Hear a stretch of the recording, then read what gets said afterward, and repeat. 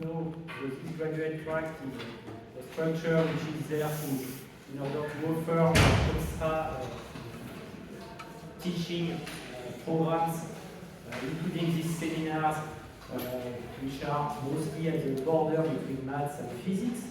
And it also offers some grant opportunities, so some money you can really apply for, some money to travel, some money to some master fellowship, various types of things we are doing. So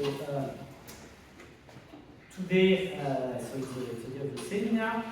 So we have the pleasure to welcome Alexander Poshakinskii, who is researcher in the Institute of Photonic Sciences in Barcelona, in Spain.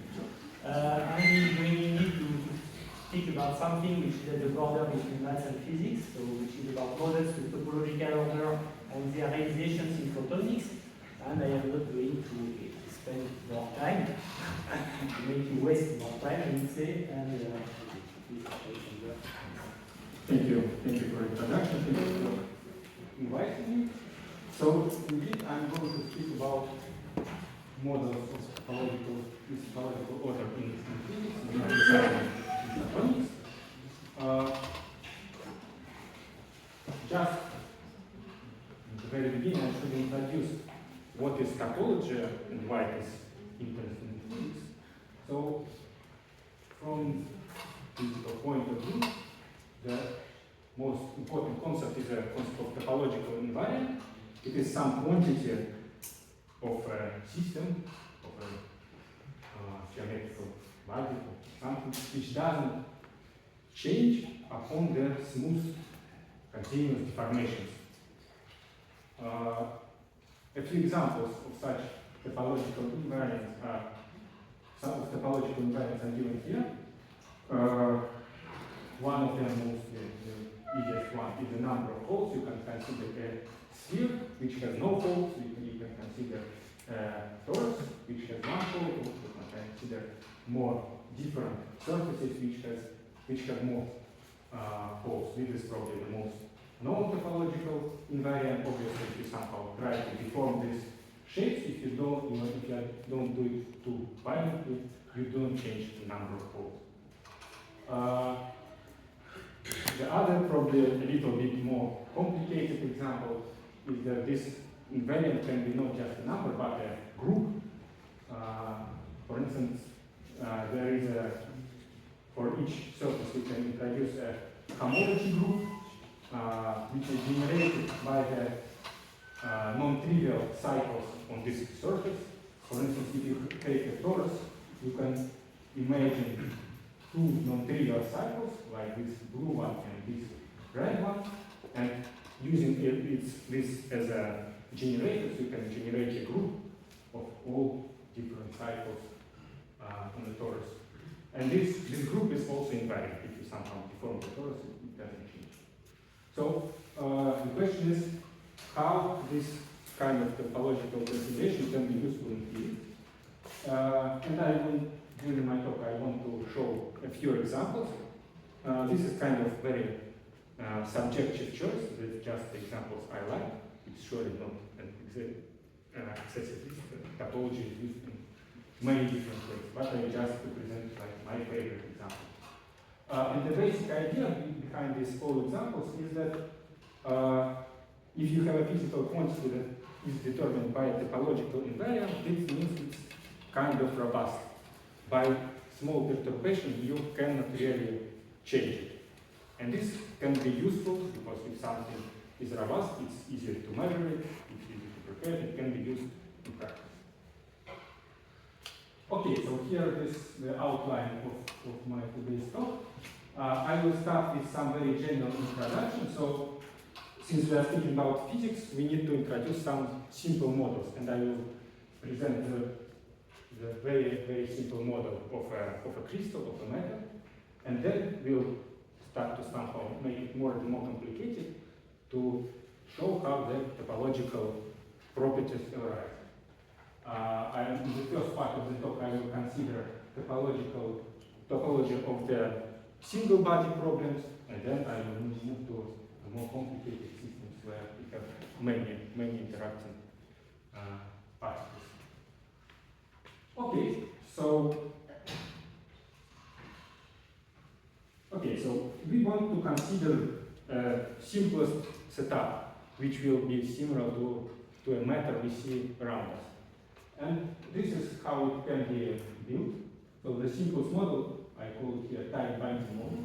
So we consider a particle which is kind of binded, can be binded to either of a sequence of sites.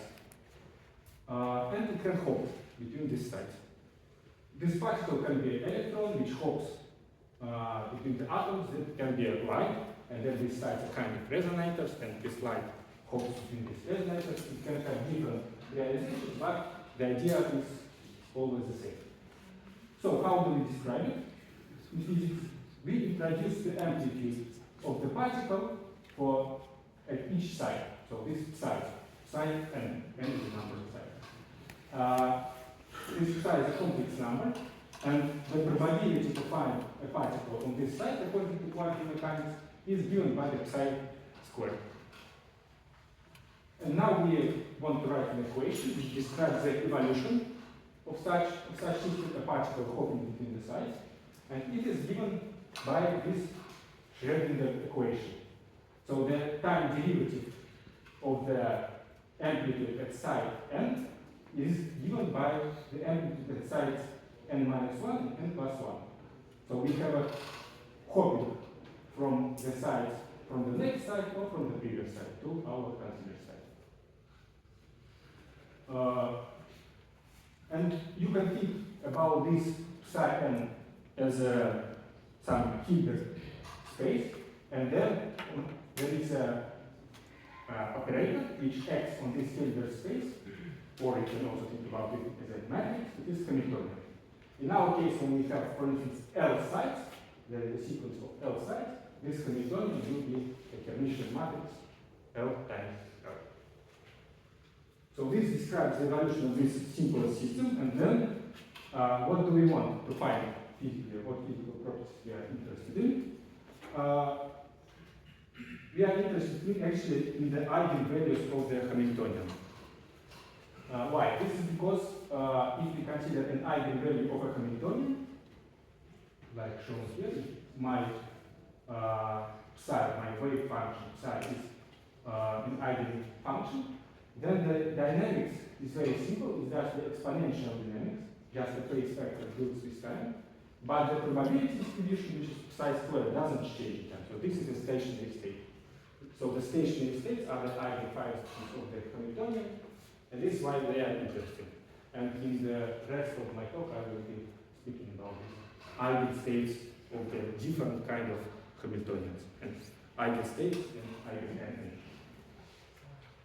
So in this, our time binding model that I introduced in the previous slide, we can solve it quite easily. This model possesses a translational invariance. That means for my wave function, I can use this kind of ansatz. So it's an amplitude times the exponential dependence with the side number, where I introduce k, it's just some number, which is called quasi-momentum. And the important thing about this quasi-momentum is that it is defined modulo 2 pi. That's because if I add 2 pi to this k, this 2 pi multiplies by n is integer, and then this doesn't affect the result. So k plus 2 pi is the same. So basically that means that this quasi-momentum is defined on a circle. And this circle is called a Brillouin zone. In this particular case, I plug this into my equation and I find eigenenergy. They turn out to be determined by this equation, 2j times cosine k.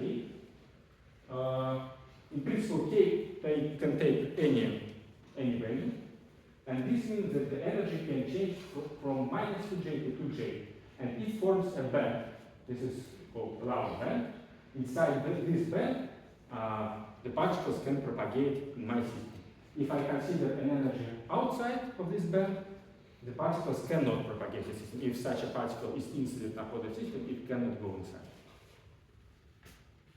So this was 1D, and now a little bit more complicated. We add a second dimension. Now we do basically the same. it's again this tight binding model. The electrons or some other particles are bounded to the sides, but now they can tunnel, they can hop in either horizontal or vertical direction.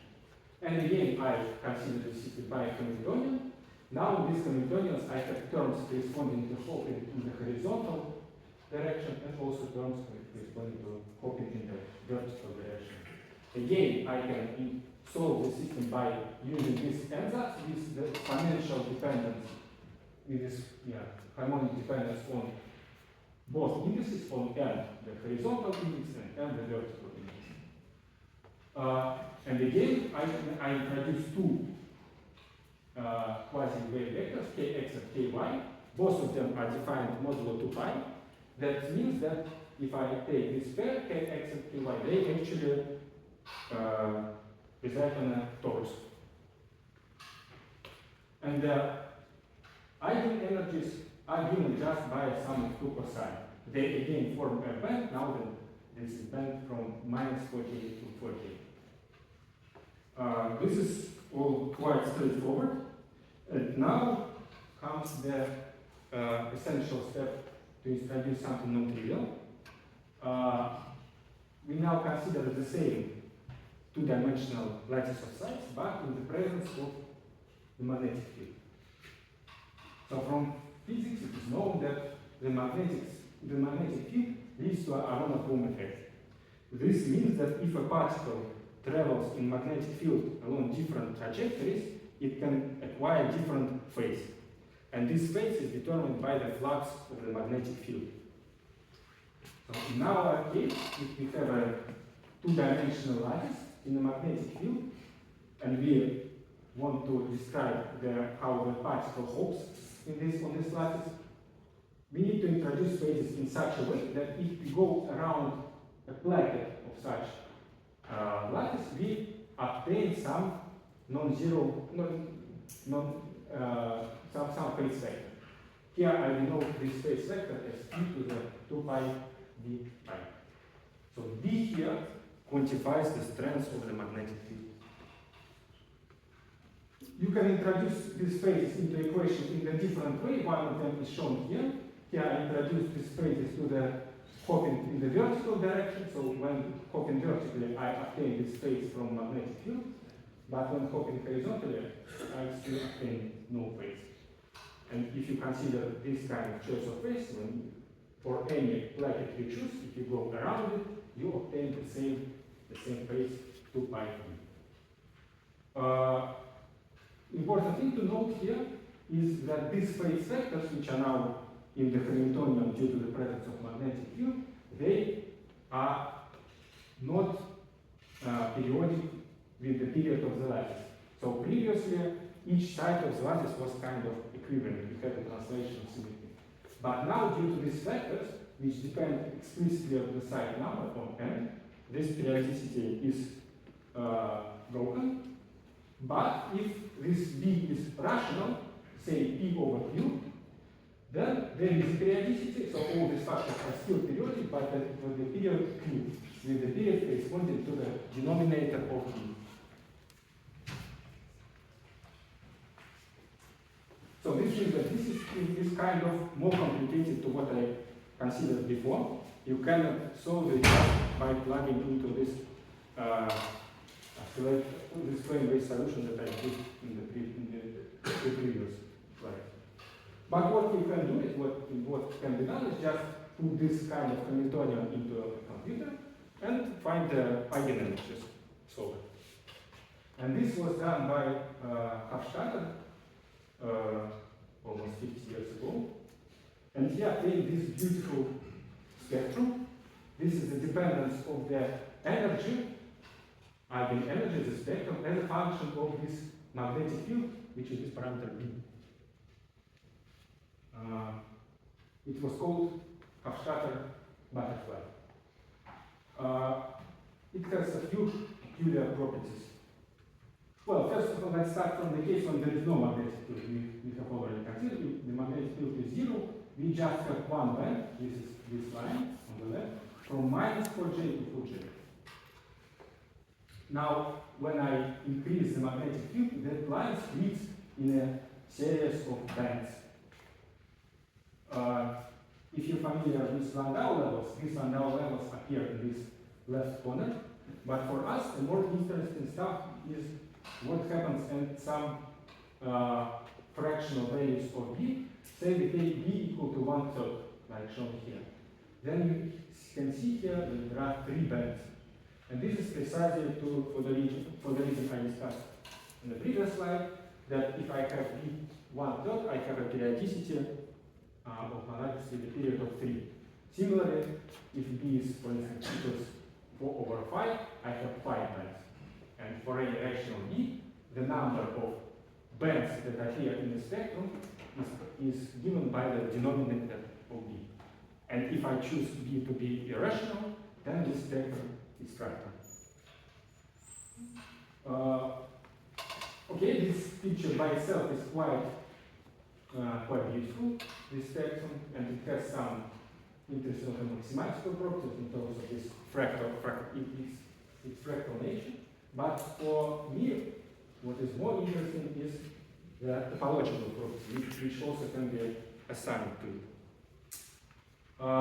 And in order to introduce the topological properties, we need to quantify topological properties, we need to compute some topological invariants. And this is how it can be done. So we choose one of these bands, whatever we like, and they try to assign to it some topological invariant. This topological invariant is called the Chern number. To calculate it, we consider a band as just a map from a Boolean zone, now a torus in our case, to the Hilbert space of wave functions, which I denote here as UK. For these wave functions, you can introduce a connection, it's called Berry connection. It describes how the wave function changes when we change the wave vector. This Berry connection somehow quantifies the phase of the wave function, the change of the phase of the wave function when you change the wave vector. Now we have a Boolean zone, which is a torus, and at each point of this torus we have a wave function and this Berry connection defined. So this is this Boolean zone, the torus, and the important point to remember is that the opposite sides of this Boolean zone, the wave vectors which are different by 2 pi, are identified. So it looks like a square, but in reality it's not. Now we take this Berry connection and integrate it around this square.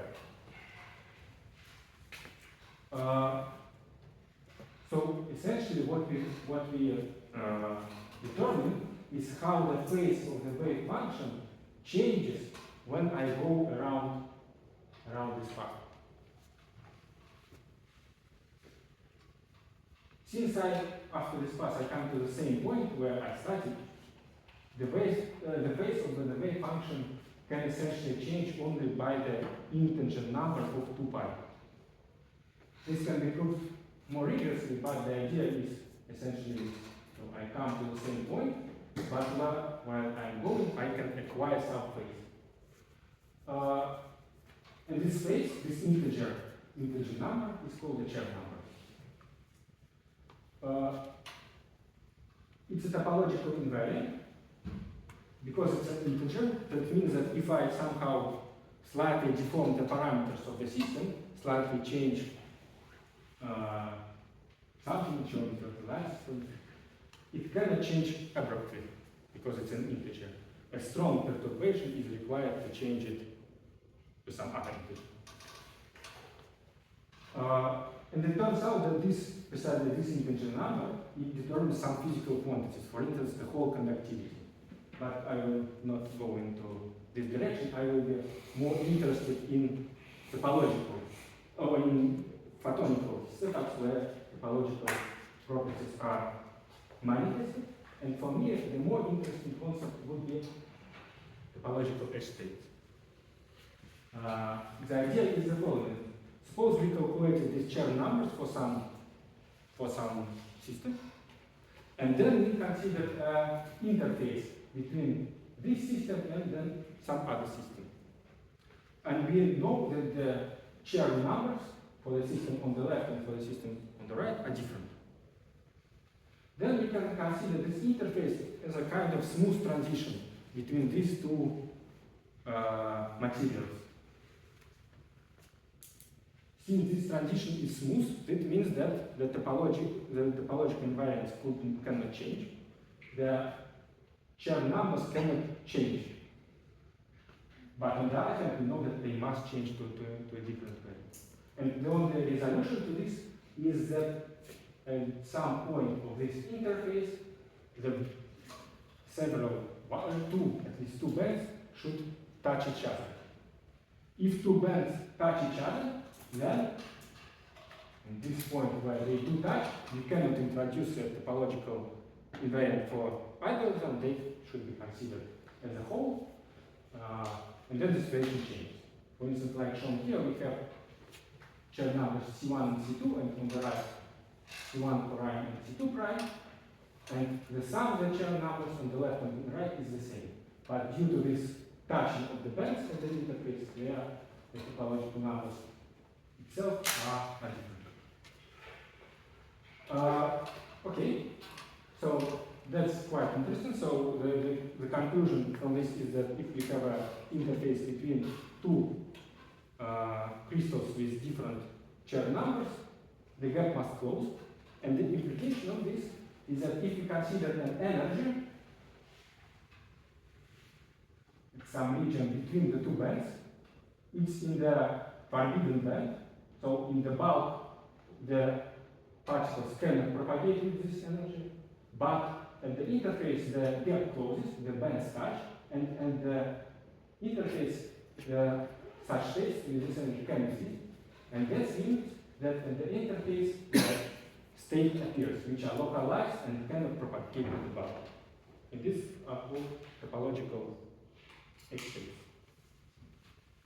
And for this particular picture of electrons in the magnetic field that I was talking previously, there is a simple classical picture for this edge state. In the magnetic field, the electrons follow the circular orbits, but if you have a edge, then these orbits somehow transform into semicircles because electron eventually collides with the boundary, and the electron goes around the boundary in this kind of skipping orbit motion. An important point is that you don't actually need two materials. The other material could be just vacuum. Vacuum is in some sense trivial. You'll be assigned to it zero Chern numbers. So if you just take some material which has non-zero Chern numbers, then at its boundary with the vacuum, you expect this topological edge state. Okay, now I'm going to talk how this edge state can be realized in photonics, in photonical setup for light. And here, the most complicated thing is to realize magnetic field. So, for effective magnetic field for light. Photons don't have charge, that means that magnetic field cannot affect them directly, and some tricks need to be applied. Different approaches exist. One of them is to find some kind of material where the magnetic field does affect optical properties, some geotropic response. In the magnetic field have geotropic response. This was one of the first works where this was realized. So they produced a system made of a square lattice made of tethered rods, which are sensitive, which have their susceptibility which changes in the magnetic field, and they realized in such system the edge states which propagated along the edge and were kind of immune to the perturbation. Another system where the light turns out to be very sensitive to magnetic field is polaritons in cavities or in other systems. Polaritons are a hybrid of a light and exciton consists of the electron and hole. And the fact that it has charged particles, given that the polaritons consist of charged particles, means that it will get sensitive magnetic field. And also there are other approaches which rely completely on optical setups, do not exploit external magnetic field, but this is replaced by some peculiar geometry. For instance, you can prepare the lattice of the ring resonators and then engineer a coupling between the edges and ring resonators in such a way to introduce this not trivial phase, which in real system, in electronic system originates from the magnetic field, and here you just engineer this coupling in this way. You find the appropriate length of the waveguides. Or another approach, you can consider kind of spiral system, which this spiral nature leads to the fact that in the frame moving along the spiral, you feel some kind of rotation, and the rotation, according to Larmor theorem, is equivalent to magnetic field. So there are different approaches, and in many setups, many approaches were proposed to realize this kind of topological edge states, and some of them were realized experimentally. Okay, but still, two-dimensional system is kind of complicated. What is easier if we have some topological properties in 1D system. And actually, this problem of 2D lattice with magnetic field can be reduced to a 1D problem. Here I rewrite again this Hamiltonian of the 2D system with magnetic field. And actually the thing to note here is that I indeed break the translation invariance along the direction corresponding to index n, because this phase vector depends explicitly on n. But along the other direction, along m, I still have the translational invariance. That means I can search for my wave function of psi in the form as some amplitude which depends on n, but the dependence on n is again this exponential. Okay, I plug it here, and I obtain equation for these amplitudes which now depend only on n. And this equation looks like here. It looks very much similar to what I started with, to this 1D tight binding model. So for the side n, we have the hopping proportional to j from n minus 1 and n plus 1. But on top of this, we also have a term proportional to the amplitude on this side n itself. And this term can turn this cosine, it has this modulated pattern. This can be viewed as some kind of on-site potential. So now not all the sides are equivalent, but instead they somehow change in periodic manner with n. And this is called Abri-Andrea-Hartley model. Basically, the Hamiltonian is identical to what we considered for the 2D lattice in magnetic field, so the spectrum is the same. But on the other hand, it's easier to realize it because it is 1D. You don't need a 2D lattice. And it indeed was realized in several ways. And the first realization was with the waveguides. So what was proposed is to make several waveguides which are kind of aligned close to each other, but then the distance between these waveguides is different. And this distance between waveguides, it plays the role of the modulation that I introduced in the previous slide. Modulated Hamiltonian. One can think about even easier system, just kind of a sequence of layers of different thickness, and then if the thickness of layers will be modulated in this kind of harmonic manner, then you also should obtain this physics of Abri-Andrea-Hartley model, and therefore also this topological edge state. Okay, so on this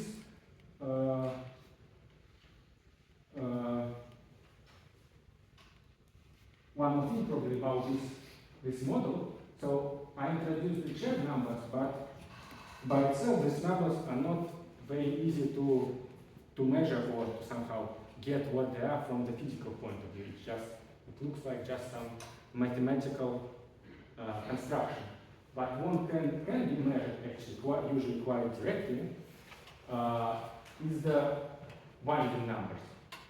So let me again consider this system where you have a sequence of bands which are separated by the band gaps, forbidden bands.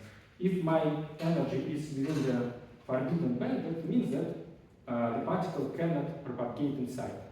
If such particle is incident, it must reflect. And I can introduce the reflection coefficient, which relates the amplitude of the reflected particle and the incident particle.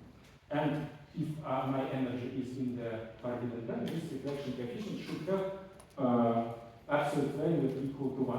But its phase can be arbitrary. It depends on the properties of the system. And when I change some parameters, in this case of the Andre-Harper model, I change the phase of the modulation, this phase also changes and it can do a binding. It can change by 2 pi or minus 2 pi or 2 pi times some integer number. And this binding of the phase is directly related to the Chern number. So in optical systems, you can provide a method which somehow almost directly gives you information about the Chern number. Okay, on this I'm finishing the part which was about the single body systems. So for now we consider just a single particle hopping on a lattice, and now I will move to a more complicated setup. So I want to consider many interacting particles, and eventually find if some topological processes can be assigned to this kind of system. So what I mean by interaction. So in principle, it's hard to make photons interact. If you take just 2 photons in a vacuum, for sure they do interact. It's predicted by quantum electrodynamics, but this interaction is extremely small. I think it's actually never been observed experimentally, although it undoubtedly exists. But if you consider photons propagating in matter, they do interact, and this interaction is mediated by the matter excitation. For example, one of the systems which somehow simulates this quantum electrodynamics in vacuum is called the waveguide quantum electrodynamics, where you have a waveguide where photons propagate, and then at some point of the waveguide you put a 2-level system. A 2-level system is a system which can reside either in the ground state or in the excited state. That can be an atom, like a real atom with some energy structure, or this can be some artificial atoms, like quantum dots, or probably some other things. So, what's about this 2-level system? The point is that the 2-level system cannot absorb 2 photons at once. If the first photon is absorbed, system is in excited state and it cannot absorb the second photon. And this is how the photons kill each other. So it's one by one system can interact with photons, but not with 2 photons simultaneously. In this sense, this kind of setups provide interaction for the photons on the scale, for the light on the scale of a few photons. As I said, it can be related in various systems, but probably I won't this. Okay, so and what kind of system can be considered? So similar to this kind of 1D setup that I considered in the very beginning, we can consider the same setup, 1D chain, but now with 2-level atoms. So each atom can be either in the ground state 0 or in excited state 1. And then the state of the whole chain of such atoms is described by a string of digits S1, S2. and so on. Each of them is either 0 or 1. And you can easily notice that the number of different configurations is 2 to the power L, if L is the number of atoms. This is the dimension of the Hilbert space that I'm considering. And the thing is that with the system cycle, it grows exponentially. The following description is kind of similar to what I introduced previously. I also introduced hopping of the excitation between two atoms and so on. But now, if I consider the most general case, I cannot actually solve this system even whatever computer I try to use, because of this exponential growth of the Hilbert space. For systems larger than around 15 atoms, I cannot solve it exactly on a computer. So, some approaches are required, some simplification, and so on. So, the most evidence simplification that can be done is that we consider a single excitation regime. This is what I was considering first part of the talk. If I have only one excitation in the system, that means that only one atom is excited, others are in the ground state. So my string looks like here, I just have one digit 1, and all the rest is 0. And then the number of such configurations is obviously given by L, the system size. It doesn't grow exponentially with system size, and I can solve. This was in the first part of the talk. The next step which can be done is consider two excitations. So now suppose that I have a double excited state. That means my string consists of 2 digits 1 and all other digits are 0. Well, there is a little bit more configurations like this, but this is still not too much. I can still solve it analytically. And actually already in this kind of system, some non-trivial topological properties can arise which are related to this Auvergne-Harper model that I was presenting. It can happen that you can treat this as a 2, so you can treat the amplitude as a product of the two wave functions. One depends on the position of the first excitation, and the other depends on the position of the second excitation. And now these two excitations interact precisely due to this fact that the two excitations can reside on the same side. One excitation can form a staging wave pattern, kind of modulation, and the other excitation will fill this modulation, which is a kind of Auvergne-Harper model, and will get localized into it. And we consider this kind of situation in this arrays of atoms in the waveguide and show that indeed there is some correspondence with the Auvergne-Harper model, and the spectrum of this problem is somewhat similar to Hofstadter butterflies, but kind of scratched and so on. But again, this is for two excitations. Well, if one is patient enough, he can try to consider 3 excitations and so on. But in reality, what we want is a case of many excitations. And this cannot be done exactly. So to address these kind of questions, what happens if I have many excitations in a kind of truly many body regime? One needs some simple models, simple exactly solvable models. And in the remaining part of my talk, I will consider one of these models, which is arguably the simplest model, where some non-trivial topological order arises in the ground state. And this model is called surface code, or sometimes storage code. It was proposed by Kitai. So now I consider again a lattice of 2-level atoms, but now this lattice is 2-dimensional. It is shown here.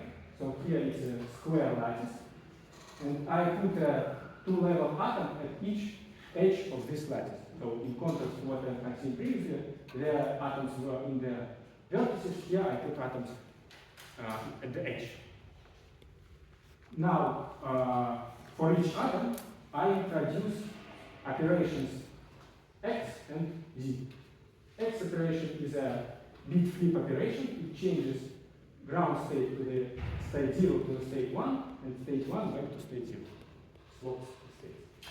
And Zn is a phase flip operation. What it does, it changes the phase, gives the sign minus to the state 1, and doesn't change the state 0. So these x and z are actually the Pauli matrices if you're familiar with them. So these operations describe completely each atom in this lattice. I can use them as a basis to describe the Hamiltonian or any kind of operation. Okay, and now using these operations, I built two kind of 4 atom operations. The first of them is called the star operator, AS. It consists of the 4 Z operators located at the edges adjacent to some vertex. The other is called the placket operator. It is made of the atoms located at the edges which form the boundary of some phase of my lattice. Now, if I have a lattice of the side L times L, I can introduce L squared of star operators and L squared placket operators. And then I build the Hamiltonian. I define the Hamiltonian in the following way. It's a sum minus sum of all star operators minus sum of all placket operators. And I will be interested in the ground state of this Hamiltonian. That is, I want that all these terms will be the placket operators and star operators be as large as possible. And since all these operators have eigenvalues plus or minus 1, to find this ground state, what I actually want, that my state psi should be the eigenstate of the star operator with eigenvalue 1, and the eigenstate of the placket operator of the eigenvalue also 1. And then this Hamiltonian will have the minimum possible value. That is, will describe I will have the ground state. And I can count how many constraints I have, how the ground state is degenerate or not. For this, I take the total number of atoms, this 2L squared, because I have 2 atoms per each placket of my lattice. Then I have the number, I need to subtract the number of constraints. But here comes an interesting thing. I'm going to consider now this lattice to have a periodic boundary condition. That is, this dash atoms on the right are identified with this on the left, and so on this dash atoms on the bottom are identified with atoms on the top. That is, this kind of lattice is on a torus. So, and this is the easiest configuration without the boundaries. So if I consider this kind of setup, then there is an additional property of the star operators. If I take the product of all star operators, it will contain Z operator for each atom twice, and Z squared is equal to identity. That's why the product of all star operators gives identity. And the same way, the product of all placket operators also gives identity. So in reality, I don't have L squared star operators, independent star operators. I have L squared minus 1 star operators, independent star operators, and L squared minus 1 independent placket operators. And if I calculate the total number of degrees of freedom I have left, after I have constrained myself to be in this ground state, in this case I obtain 2. And this means that the ground state is actually degenerate. And the terminology used here is that this ground state, the subspace corresponding to the ground state, is called a logical space. And this states, this kind of logical space subspace corresponds to what is called logical qubits.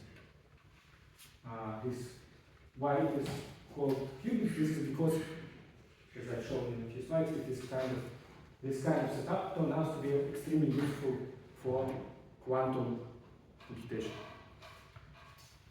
Okay, so this is how this model is defined. And now what is actually this ground state? And to describe this ground state, interestingly, we need to use some topology. So my atoms are located at the edges. And if I have some configuration, I can label the edges where I have atom in state 1 as I think the number 1 as shown here. And if I don't, if I have an atom in state 0, I put 0. And then I can construct a formal sum as shown here. The formal sum of edges here, E is H and Z is a coefficient. Z can be either 1 or 0. It denotes whether in this H I have an atom in state 0 or 1. And in terms of topology, algebraic topology, this is called one chain, the formal sum of the edges. But from the physics, it just describes some configuration of my system. But then, besides this so-called one chains, I can also introduce zero chains and two chains. Zero chains is a formal sum of vertices of my lattice, also with coefficients from G2, either 0 or 1, and the two chain is the formal sum of faces of my lattice. And this introduces on my lattice the structure which allows me to describe different homological properties. Okay, so let's move to the states we are looking for the states from the ground subspace. So I have two conditions. First of all, it should be the eigenstate of the star operator. What does it mean? So coming back, the star operator involves 4 Z operators, and each Z operator it gives a sign minus for the state 1. It means that if I want AS to be equal to 1, I need to have odd or even number of ones around this vertex. So if I consider some vertex around it, I need to have even number of ones. And if I consider this one as a kind of one chain, so each atom in the state 1 belongs to some kind of one chain in this sense that I enter into this formal sum, then this means that if this one chain comes to this vertex, it cannot end here, it must go somewhere else. The number of atoms in state 1 must be equal. And eventually this translates in topological language that this chain must be a cycle. And then the second property, that if I act by the placket operator B, so what it does, it is the product of X operator around some placket, and the X operator flips the bit, it changes 0 to 1 and vice versa. So if I consider some kind of chain, let me consider this one chain corresponding to this blue line, and then act by a placket operator. For instance, this one, and this one. What it does, it deforms this chain to some other shape. This shape, this other shape of this chain, is different from the initial shape by a boundary of these placket operators that I applied. And then you classify all different one chains, all different these paths into several classes. Within each class, the chains can be transferred one to another by adding the boundary of some traces, and the number of different chains which are not equivalent to each other gives you the number of ground states which satisfy these two constraints. And in terms of topology, this kind of group of classes, of non-equivalent classes, is called the first homology group, H1. The only peculiarity of this group is that in this case, in contrast to what is usually considered in mathematics, this group is constructed with Z2 coefficients. In mathematics, usually Z coefficients we use, but here, because of the two-level nature of the system, the coefficients are from Z2. But if you take a torus, it's known from mathematics, and this is what I showed on my very first slide. On the torus, you have two different inequivalent cycles, and this means that the first homology group has rank 2, and this means that I can have two logical qubits. Okay, and how do I manipulate this kind of states in this logical subspace? Suppose I reside in this ground state. How do I use this degree of freedom? For instance, if I want to create this kind of string, like shown here, what I need to do, I need to flip operators along this line. Yeah.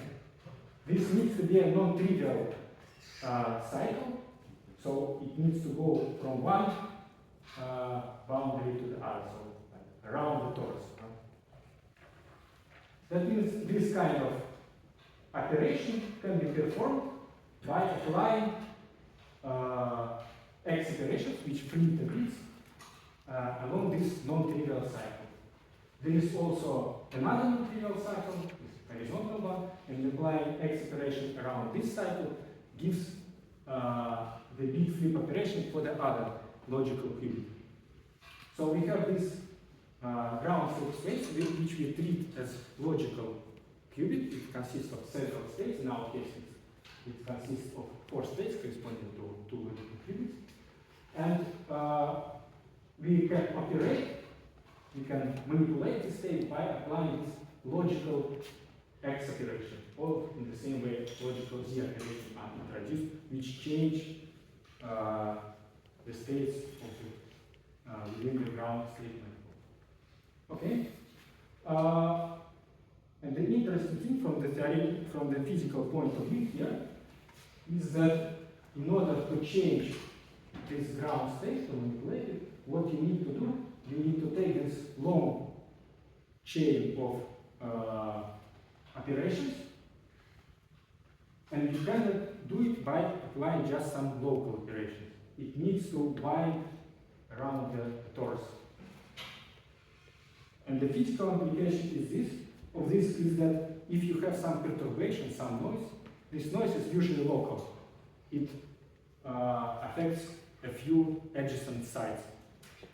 And such noise cannot change the state of this logical qubit, because to change it, you need to take this long string. Actually, the probability to change the state by some local perturbation decays exponentially as you increase the system size.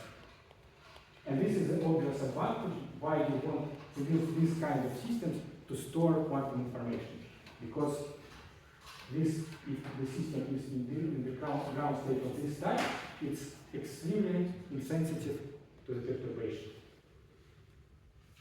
So in this setup, which I consider, where this lattice resides on a torus, I have just 2 logical qubits, but this can be obviously generalized. If I want a larger number of logical qubits, what I need is to take some more complicated, to choose something with a more complicated homology. The reality is, however, I cannot make a torus. Usually all fabricated structures are planar. And what is done, so instead of taking torus or something else with more holes, what is done is the surface is considered but with a boundary.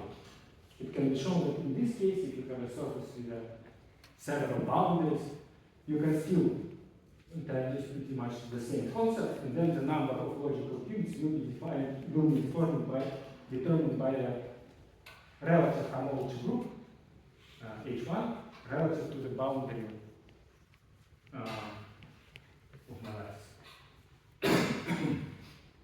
Okay, and the final thing that I will consider here. So I mentioned that if you perturb a system, you cannot change the ground. You cannot change the from one ground state to another. You cannot flip the logical qubit. But what then happens if you have some perturbation? Well, what happens that local perturbation bring you outside of the ground manifold. They lead to excitations in your system. And these excitations are the key to error correction, which can apply to bring your system to the initial state in the ground state. This works in the following way. So suppose a bit flip occurred in these two green atoms. What happens next? So to detect this bit flip, star operators are measured in the lattice, and since this bit flip, a star operator involves this bit will indicate that it gives the wrong value. It gives not 1 as it should, but this star operator gives -1. And the same will appear for this other star operator. And these two arguments can be regarded as a syndrome, as an evidence that an error has occurred, that a bit flip has occurred. And the important thing that this kind of syndromes, they appear in pairs. So if you have, even if you have just the one error, there will appear a pair of syndromes, a pair of stars where you get the wrong value.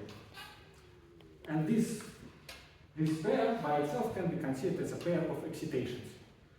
But importantly, these excitations are fractional in the sense that in reality they appear in pairs, but then they can propagate freely in the line. Okay, so if this is detected, if you detected an error, you detected 2 points which indicate that the error has occurred, what we need to do then to correct this error is just to apply bit flip operation along any path connecting these 2 points. We don't need to know where exactly the error shows. We can apply this along any path. This is because all the paths are equivalent according to what I was describing in the ground state. The flag operator ensures that all paths connecting 2 points are equivalent, unless I consider some very long path that winds around the torus.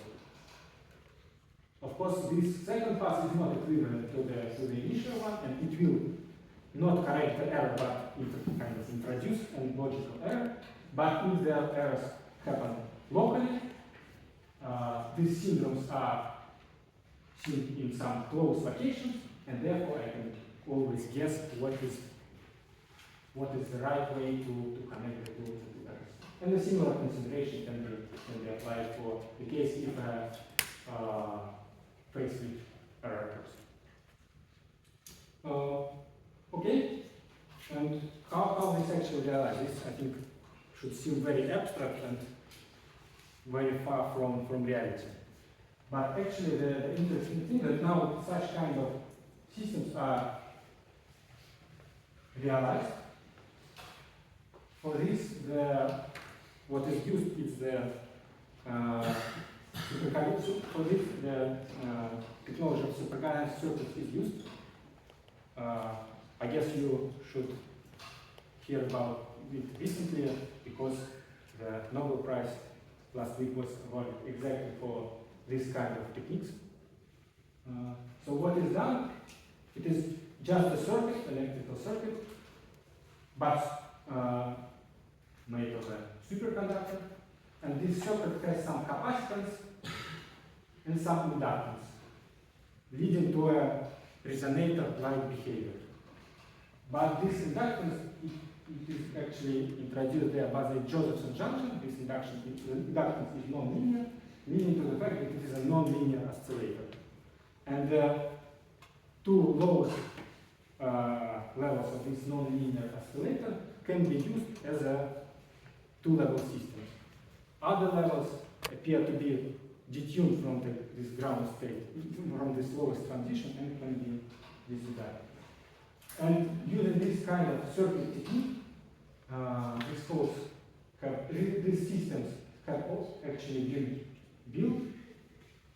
For instance, here it is shown a scheme of this kind of setup of a surface code of the dimension 3 by 3. It has lots of qubits, lots of this kind of resonators, which are coupled to each other, and to assure the measurements, even additional qubits are introduced, which perform kind of related measurement of the adjacent data qubit. And it was demonstrated that indeed, if you increase the size of such system, the error which is accumulated decreases exponentially. And this is the main motivation why these kind of systems are very valuable in this quantum computing. Okay, this I think I should finish. Here is the summary of my talk. So in the first part, I considered a single body problems, that is, only one particle is propagated in the lattice, and I discussed that we can characterize this single body problem with some topological invariance, and non-trivial topological invariance there usually indicate the presence of edge states. And these edge states are kind of robust, they can be used for something, for storing photons, for instance. And now in the second part of the talk, I considered many-body Hamiltonian, that is, it consists of interactions of many sides, and I showed that there, the ground state of such system can possess non-trivial topological properties, that is, the degeneracy of the ground state is somehow topologically protected, it cannot be lifted easily, and you cannot affect ground state by local perturbation. This gives a kind of topological protection, topological robustness to the quantum information stored in these degrees of freedom. And if what I presented in the first part of the talk, these kind of single body problems have been realized in a variety of systems, photonic systems, or any kind of system. The second, what I presented in the second part of the talk, for now was realized exclusively in the superconducting circuits. Also, cold atomic setups can do similar things, but as for photonics, this is yet to be demonstrated. Okay, thank you for your attention.